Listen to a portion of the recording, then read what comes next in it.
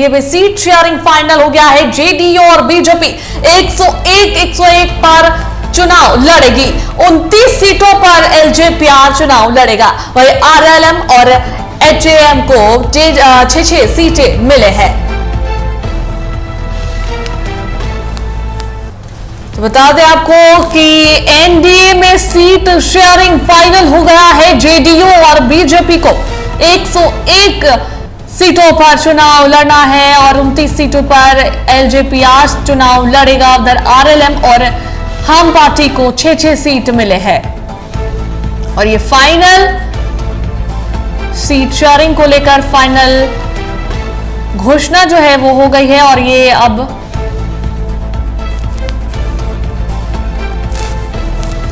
और इस पर अधिक बातचीत करने के लिए वरिष्ठ पत्रकार संजय हमारे साथ जुड़ गए हैं, उनसे सीधा बात करेंगे। संजय जी, एनडीए में सीट शेयरिंग फाइनल हो गया है। लगातार असमंजस में सभी थे, क्या होगा सीटों का बंटवारा, कि किसके पार्टी में कितने सीटें जाएंगे और आखिरकार फाइनल जो है सीट शेयरिंग का ऐलान हो चुका है। क्या कुछ जो है ये जिस तरीके से बीजेपी और जेडीयू 101 सीटों पर चुनाव लड़ेगी और इधर एलजेपीआर 29 सीटों पर लड़ेगा। हालांकि सीटों की डिमांड ज्यादा थी एलजेपीआर की तरफ से, लेकिन कम सीट मिली हैं। क्या कुछ कहेंगे? देखिए, ये बीजेपी के ये एनडीए के जितने भी घटक दल हैं जी, वो सबकी डिमांड ज्यादा थी जी।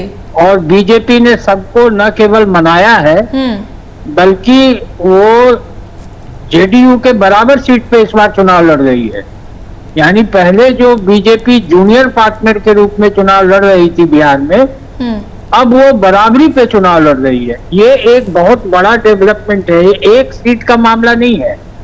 अगर दोनों 101 सीट पे लड़ रहे हैं तो इसका संदेश बड़ा है कि बीजेपी अब ड्राइविंग सीट पे बैठना चाहती है।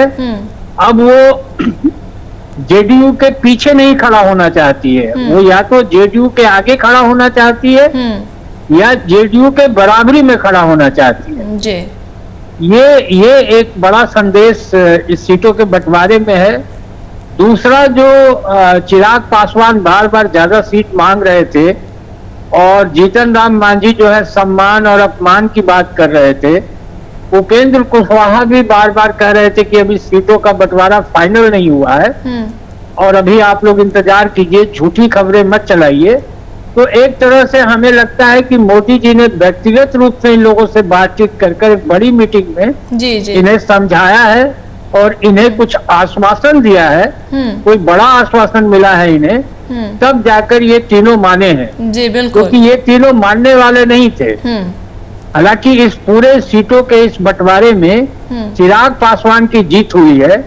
चिराग पासवान को अगर 29 सीट मिल रहा है तो एक बड़ी बात है जी। बिल्कुल, और जीतन राम मांझी को निश्चित रूप से निराशा हुई होगी, उपेंद्र कुशवाहा को भी निराशा हुई होगी जी। लेकिन इन दोनों के आगे, क्योंकि समय इतना कम है, अब चुनाव बिल्कुल सामने है, नॉमिनेशन शुरू होने वाला है, तो इनके पास कोई और रास्ता नहीं बचा था सिवाय इसके कि वो एनडीए नेतृत्व के बात को मान ले।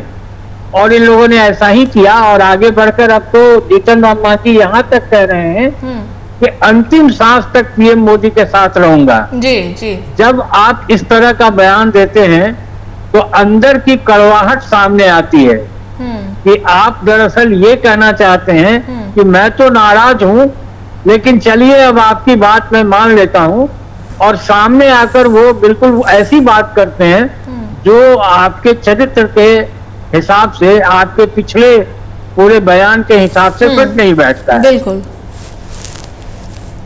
बिल्कुल इधर संजय जी, और इधर जिस तरीके से 6 सीट हम पार्टी और आरएलएम को मिली है, ये काफी ज्यादा निराशाजनक वाली बात है। जिस तरीके से सीटों की डिमांड थी और इसी वजह से बैठकें जो है चल भी रही थी, लेकिन बैठक में जो है जो एक तरह से खुलकर बातें निकल कर नहीं आ पा रही थी, सीटों का बंटवारा हो नहीं पा रहा था और लगातार बैठकों का दौर चलता रहा और आखिरकार आज जाकर ये फैसला हुआ कि हाँ ये सीट जो है ये पार्टी के खाते में जाती है और इतनी सीटों पर ये पार्टी लड़ेगी। तो बहुत सारी चीजें हुई तब जाकर ये फैसला लिया गया। काफी कठिन रहा होगा ये फैसला लेना एनडीए को।